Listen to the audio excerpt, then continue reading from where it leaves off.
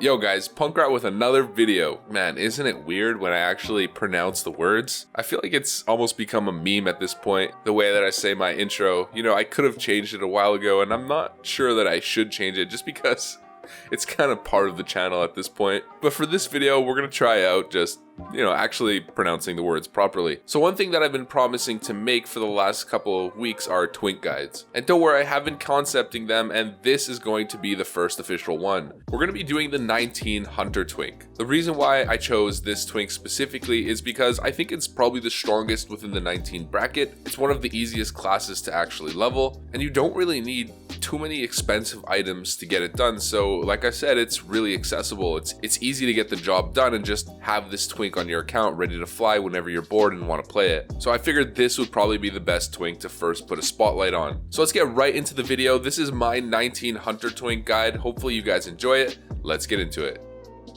So the first thing that we should talk about when it comes to picking a 19 Hunter Twink is the race. For Alliance, you don't really have too much choice. It's between Dwarf and Night Elf. And honestly, they're both pretty damn good. It depends on how you want to play the game. You know, it's very similar. In the past, I picked a Night Elf Hunter going into Classic WoW, and a lot of people questioned my decision. Well, to be completely honest, I'm really glad that I never chose a Dwarf. Shadow Meld is a highly underrated ability when it comes to world PvP or the AV like massive group dynamic. And even in smaller BGs like Warsong Gulch, stealth ambushing is probably one of my favorite things to do in the game. But when it comes to in-combat utility, Stone Form is obviously much greater. The only thing that you have to keep in mind is that there aren't really a lot of poisons in the level 19 bracket. Rogues don't have blind, they don't have poisons on their weapons till level 20, and the only thing that you're going to be using Stone Form against is pretty much Serpent Sting from other hunters. And of course for the 10% armor, which I'd say is pretty significant I guess, especially with a massive health pool like you do in the Twink bracket. But between these, it's kind of just preference. There's not a clear-cut winner.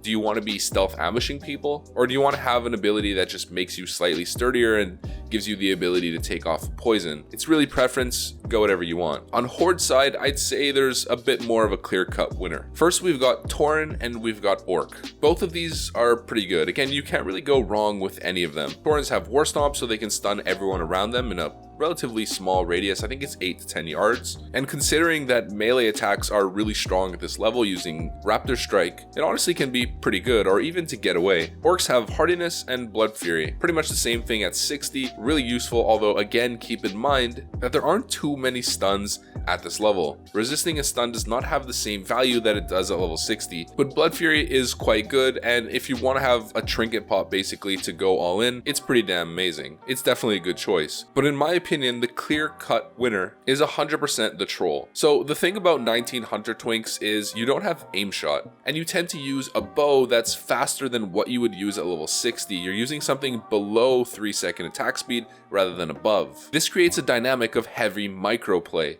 It's all about auto attack weaving, auto attack move, auto attack move, auto attack move, and having a faster bow really allows you to do that really well. That with Serpent Sting, little arcane shots here and there, multi-shots and your pet attacking allows you to do a ton of little hits that add up and make you do a really consistent amount of DPS. And you're constantly moving as you're fighting, which makes you quite slippery. Trolls have Berserking, which increases their attack speed on top of that and allows them to do that at a more effective rate. You're almost playing like an AD carry from a Dota style game, where auto attack micro is king, and what allows you to do that the best is increased attack speed. So I definitely say Berserking and obviously the bow specialization, although that's not too much of a factor, it's more of a PvE thing, is probably your best bet when it comes to a Horde Hunter Twink. Okay, so let's talk about gear now. Listed on the screen, you're going to see the full BIS set, everything that you should be getting on a Hunter Twink, and I listed a couple tier 2 options if you're unable to get the tier 1. But let's talk about a couple of these items which are available from quests which you should be doing on your way to level 19. You have to be doing those quests early because you don't want to be over leveling. Everyone knows this item, it's the Tunic of Westfall. This is obviously Alliance specific, and you get it from the Defias Brotherhood chain, the final portion after killing Van Cleef. Now this one is super important.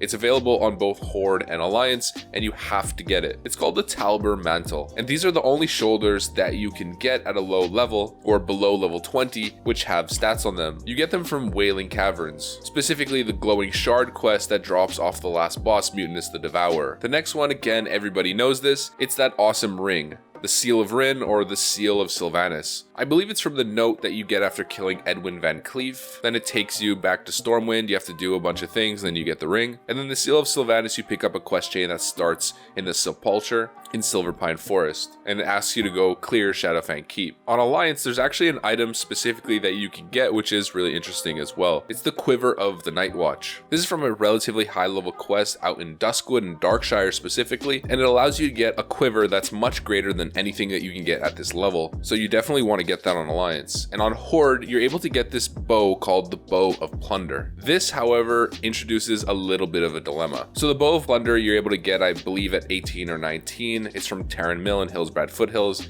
and it's pretty good. It does a ton of DPS for the level. It's got an item level 28. Many people will tell you that this bow is better than Venom Strike, although I'm not 100% convinced of that. I think it really all depends on the proc rate for Venom Strike. In my experience, Venom procs a lot. Not exactly sure in Classic, I haven't tested it, but if it's procking consistently, I'd say that this is better, specifically because of what I spoke about earlier, where it's all about micro damage. And 31 to 45 nature damage is incredibly significant. But regardless, on Alliance, you probably want to go with Venom Strike. And personally, even as a dwarf, I would probably take Venom Strike over Lil Timmy's Pea Shooter. But I'd say this is preference, you can do whatever, they're all really good. Bow of Plunder, Lil Timmy's Pea Shooter, Venom Strike, or even the Outrunner's Bow. The last thing that we have to talk about are arrows and bullets. For the most part, you're just going to be using regular ones. But there's a level 30 quest that you can do in Desolace. The quest is called Gelkis Alliance or Gerda Wildmane, depending on what faction you are. And this quest specifically asks you to get friendly reputation with the Gelkis Centaur clan. You then have the ability to pick up another quest called Stealing Supplies, which upon completion will allow you to get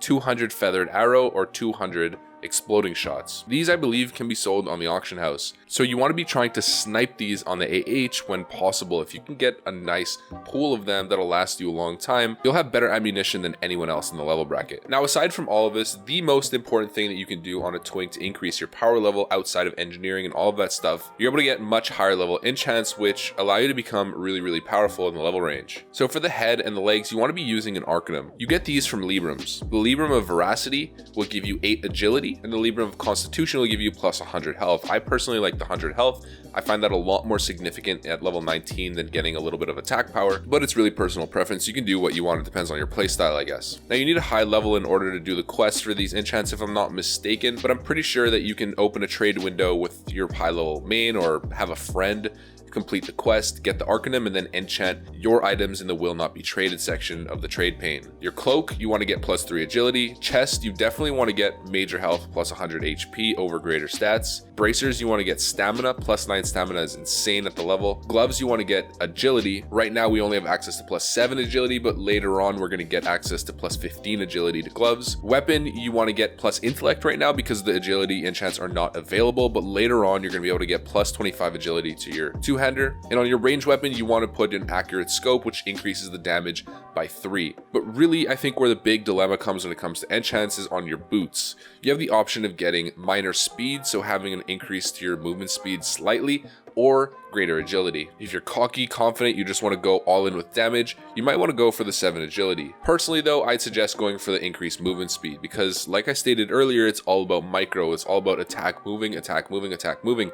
And one thing to keep in mind is nobody has a mount at this level, so having the ability to walk faster can actually make a difference, even if it's only a minor increase to your movement speed. Although keep in mind, you can have 2 feet of the Lynx and have agility on one and movement speed on the other, and depending on how you feel, or even if you get out of combat, you might want to switch. It's a little bit more effort, probably not super ideal, but you can actually do that as an option. Now, when it comes to talent points, there's really not too much to talk about because you only have basically like 10 talent points that you can actually put in at this level. I'm only going to highlight 2 of them, so let's get rid of the other ones. If you want to try them, you can, but these, in my opinion, are the best. The options that you have are improved concussive shot, lethal shot, and improved aspect of the hawk. These, I think, are the most powerful talents of the level range. One thing that I would never go without is improved concussive shot. This gives you the ability to have a stun on your concussive, and it's 10%, so it'll proc very, very often. Now, the next points, this is where you can do whatever you want. You can do lethal shots or you can do aspect of the hawk. It's really preference preference, just make sure you get improved concussive shot. That's the most important thing at this level. And when it comes to choosing a pet, in my opinion, two options. You have a cat. Cat is probably the best choice that you can make. Again, it's all about attack speed. You want a pet that attacks really, really fast and consistently, not only interrupting spell casts, but also just amplifying your micro consistent damage. And the other option is using a boar. The boar has a charge which snares in the process, and that can be really useful for escaping or not letting enemies escape you. That mixed in with your concussive shot is really useful, but also the really fast attack speed from the cat is pretty much the same thing. If you get a concussive shot stun, you're just drilling into that enemy. These, in my opinion, are the two clear-cut winners. And as for add-ons, you honestly don't need anything other than an auto attack timer. The most important thing, like I keep mentioning, is micro. So just get an auto attack timer, time all of your autos with your steps, and you're pretty much good to go. This is the most important thing. And last thing, for macros, there's only two that I'd really recommend. You guys might have some better ones in the comments, so if you guys think of anything unique that you can do at this level range, then go ahead, feel free to leave it there.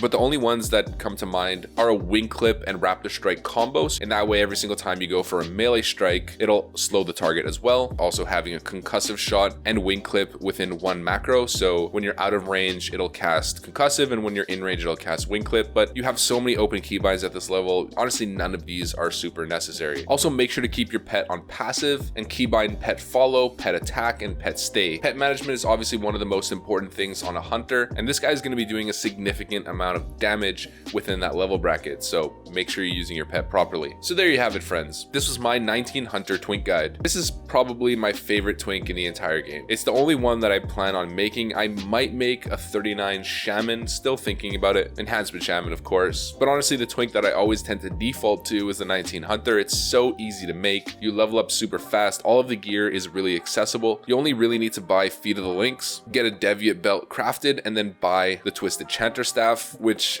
is like less than 50 gold in total. It's honestly a joke. It's really fun to play considering that micro is actually really important. You're kiting all the time. You have some interesting spells for the level. You're actually playing like a hunter where rogues can't stun, they don't have poisons. Other classes are missing key abilities. Hunters sort of play in a fleshed out manner. And of course, concussive shot stun is super satisfying. It procs all the time, and having the ability to have a 4-second stun and then just drill into your enemy is amazing, especially on top with Venom Strike procking all the time with the nature damage. This is definitely my favorite thing to do in the 19 bracket. So hopefully this inspired you guys to make a 19 hunter twink, and hopefully the bracket isn't just, you know, 10 19 hunters versus 10 19 hunters with maybe a couple rogues scattered out. But of course, I think when it comes to preference, a lot of people like doing different things. But if this is what you're gravitating towards, and hopefully this guide allowed you to get a good idea of how to execute on it, and it's definitely going to be a whole lot of fun. So if you enjoyed this video and you want to see more like it, make sure to leave a like, comment, subscribe. Of course, you know the drill, soldiers. Hit the notification bell to be notified every single time I post a new video straight out of the render oven. And with that said, thanks for watching, and I'll see you on the next one. Peace.